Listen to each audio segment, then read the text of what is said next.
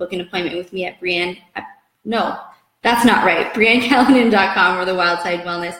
I am the creator and founder of the Wild Side Wellness, and I empower women to look and feel their best through balancing their hormones naturally. If you are hopping on here, let me know where you are from. I love getting to know where you guys are from and connecting with you. And if you experience carb cravings, especially at nighttime, primarily you feel like you can go through the day, but something just, I don't even know what it is, but something comes over you, and at night you're like chips, chocolate, peanut butter sandwiches, ice cream, Nutella, whatever that is.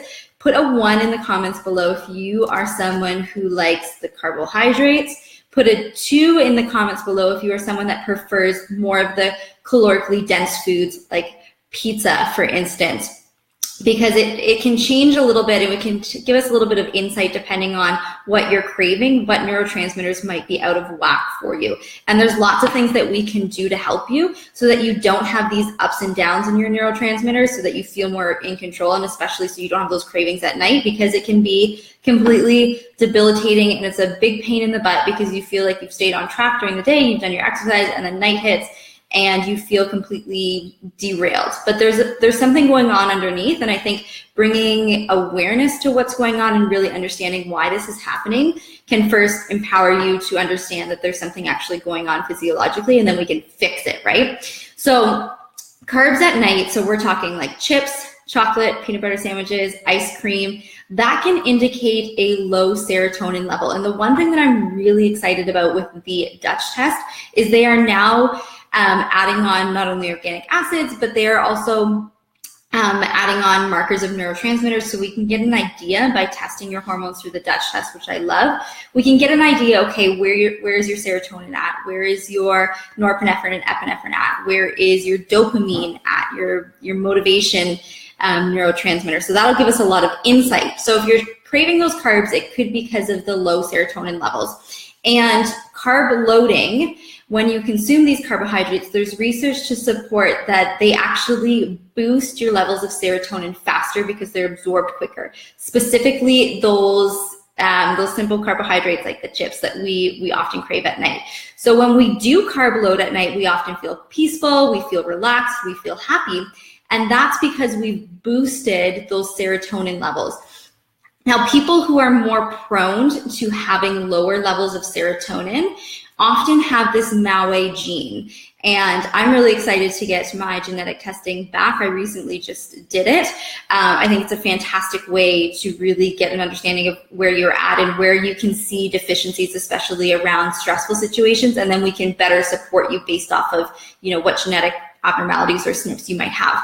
So the MAOA gene, you can have a fast MAOA gene or a slow MAOA gene, or you can have one right in the middle. And what this gene does is your body will metabolize serotonin quickly. So think of it as like a Pac-Man eating up all your serotonin, right? So your body produces serotonin, but it gets metabolized, or it gets worked on, or it gets eliminated much quicker. So you see these, your serotonin's high, then it drops low, and then when your serotonin drops low, you crave those carbohydrates because they're going to boost your serotonin really quickly, right?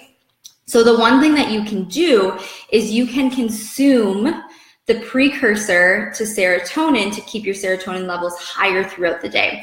So there's a couple different products that contain it, and it's called 5-HTP. There's a supplement that it has 50 milligrams in it. There's a supplement that has 100 milligrams in it, and kind of depending on where you're at, 50 to 100 is a standard dose of 5-HTP, but you want to talk to someone before you just supplement with 5-HTP, of course.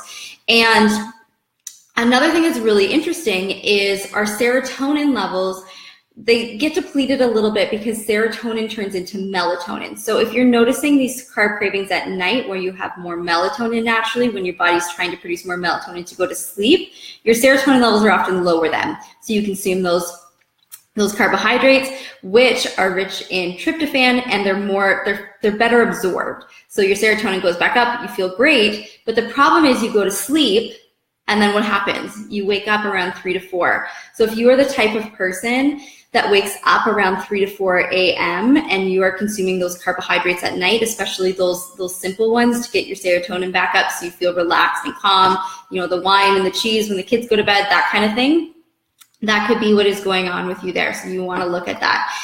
If you have your genetic testing, you can plug it into an application where it can tell you more in-depth detail if you've done the 23andMe. Nutrients also has one that goes into a lot of detail. It can tell you whether or not you have this MAO gene that's faster or slower. Again, if you have the faster version, you're going to eat up your serotonin levels more quickly, so that you're going to be craving those tyrosine or tryptophan-rich foods, that are going to boost that serotonin back up.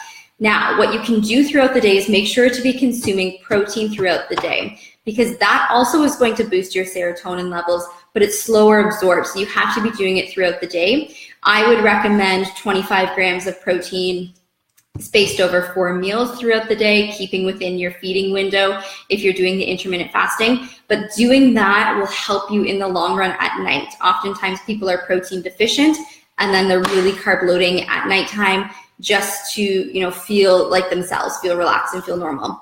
I'm not sure if I can see your comments, but if you guys are commenting, let me know where you're from. I see a couple of you have joined on here. Hey Mel, hey Heather.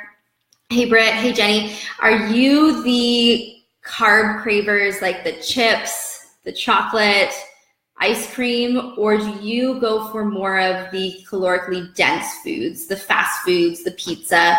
If you are the carbohydrate type, we're thinking low serotonin, and the Dutch test, actually you can test for the metabolites or the markers of these neurotransmitters now, which is really exciting. If you're more of the calorically dense craver at nighttime, then like we're thinking fast food pizza, we might be thinking dopamine.